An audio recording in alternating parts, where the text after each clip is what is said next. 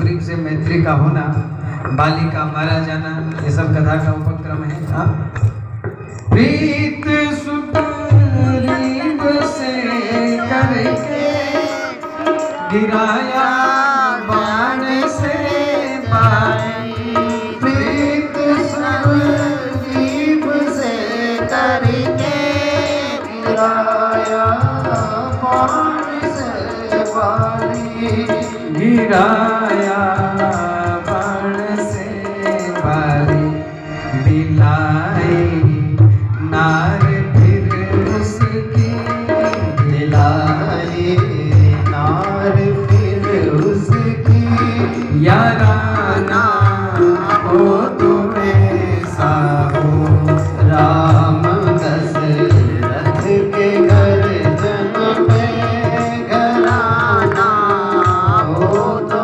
ऐसा। और उसके बाद बाली को मार करके फिर हनुमंत लाल जी इत्यादि आप हम सभी लोग जानते हैं कि खोजबीन शुरू होती है और हनुमान जी के साथ में जो सेना गई थी समुद्र के तट पर जाती है और वहाँ से जामवंत जी महाराज हनुमंत लाल जी की शक्ति का बोध करवाते हैं कि काचुप साध रहे बलवाना, पवन तनय बल पवन समाना, तुम अपनी शक्ति का बोध करो। और तब उसके बाद जामवंत के वचन सुहाई सुनी हनुमंत अति भाई, और तब हनुमान जी महाराज उड़ान भरते हैं और उड़ान भर करके लंका में पहुंच जाते हैं।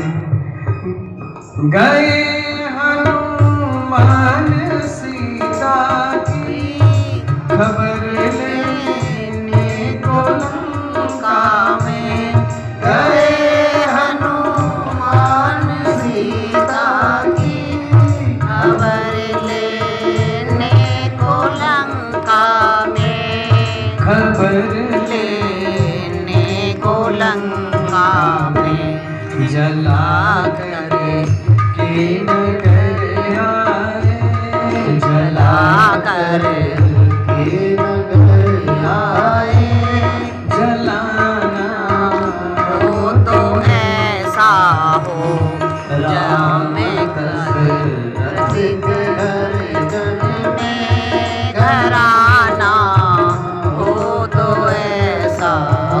और फिर उसके बाद आप हम सभी लोग जानते हैं कि हनुमान लाल जी फिर माँ भगवती सीता से मिलते हैं। वहाँ से दीन मुद्रिका डाली, तब कभी मन कीन विचार, वो मुद्रिका को डाल करके माँ भगवती सीता पहचान जाती है।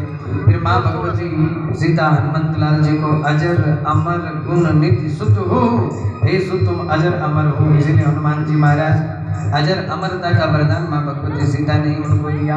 वहाँ से फिर खबर ले हरिओम हरिओम बोल भक्तवत्सल भगवान की जय। तो उसके बाद फिर हनुमंत लाल जी वहाँ से वापस आते हैं। वापस आने के बाद सारी खबर देते हैं कि भाई रावण के कैद में ऐसा ऐसा करके है। फिर बनाया सेतु समुद्र में, फिर सेतु बनाया है, फिर समुद्र को पार किया है। पार जा करके रावण से युद्ध होता है और भगवान राम रावण का संहार कर देते हैं, रावण को मार डालते हैं। और रावण के भाई विभीषण को उसकी राजगद्दी दे करके उसी के पुष्पक विमान में बैठ करके भगवती सीता को लेकर के आते हैं।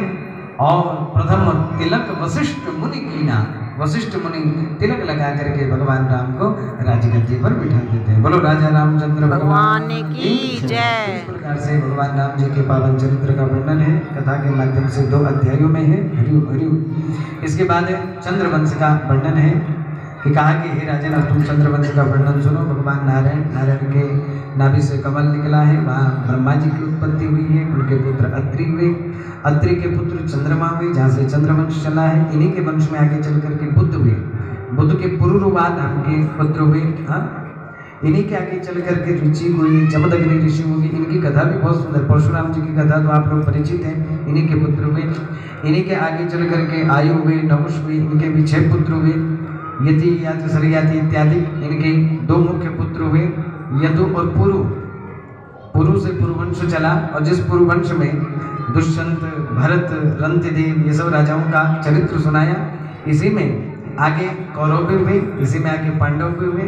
पांडवों में तुम्हारे दादा हुए हे राजा परीक्षित, जिसमें फिर तुम्हारे पुत्र हुए। हाँ, और फिर तुम्हारे पिता हुए हाँ अभिमन्यु, और फिर उनके पुत्र तुम परीक्षित हुए। ये पुरुवंश का वर्णन है।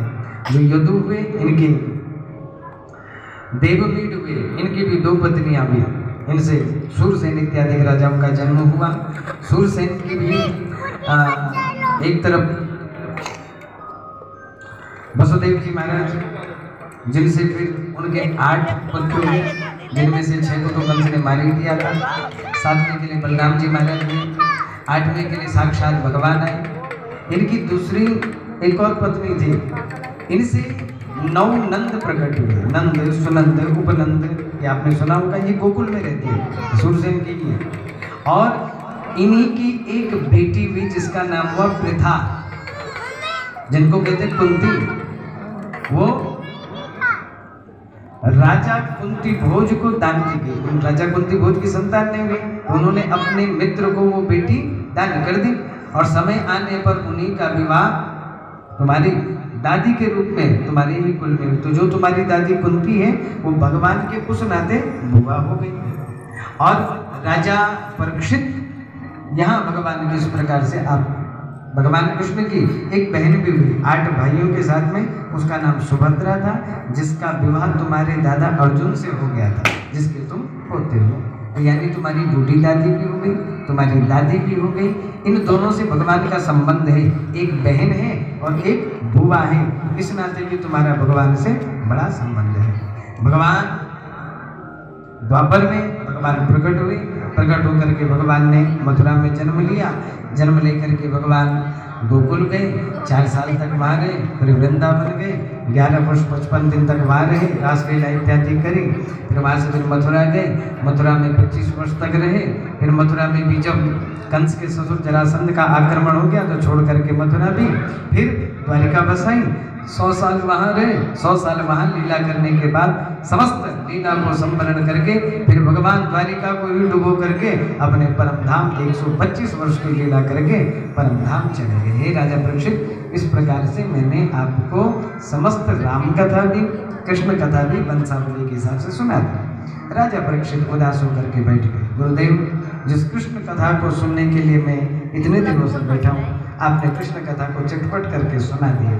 जरा कथितो वंश विस्तार भवता सोम सूर्य, आप हमको थोड़ा ये विस्तार पूर्वक सोम वंश की चर्चा को सुनाए। यहाँ से 10वें स्कंद की शुरुआत होती है। बोलो कृष्ण कन्हैया लाल की जय, राधा माधव भगवान की जय।